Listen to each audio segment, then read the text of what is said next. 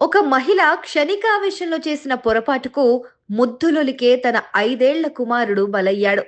కృష్ణా జిల్లా చల్లపల్లికి చెందిన మన్యం వెంకట సుబ్బారావు, లక్ష్మీలకు 2 కుమారులు. వీరు పశ్చిమ గోదావరి జిల్లా భీమవరం బలుసుమూడిలో నివాసముంటున్నారు. భర్త ప్రైవేట్ కంపెనీలో సేల్స్ ఎగ్జిక్యూటివ్గా పనిచేస్తున్నాడు. ఈ నెల 16వ తేదీన సాయంకాలం షాపింగ్కి వెళ్ళాలి. డ్యూటీ నుంచి త్వరగా వచ్చేయండి అని భర్త సుబ్బారావుకు భార్య లక్ష్మి చెప్పింది. అయితే పని ఎక్కువగా ఉండటంతో ఆయన రాలేకపోయాడు.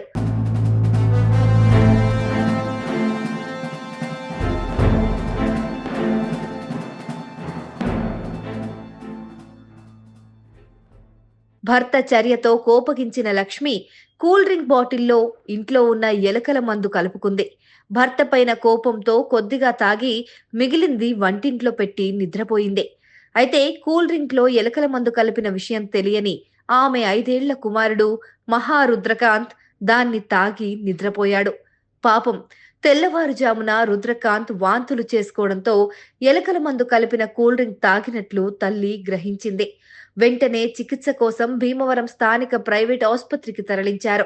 మెరుగైన వైద్యం కోసం విజయవాడ కామినేని హాస్పిటల్కు కూడా తరలించగా చికిత్స పొందుతూ 18వ తేదీన బాలుడు మృతి చెందాడు.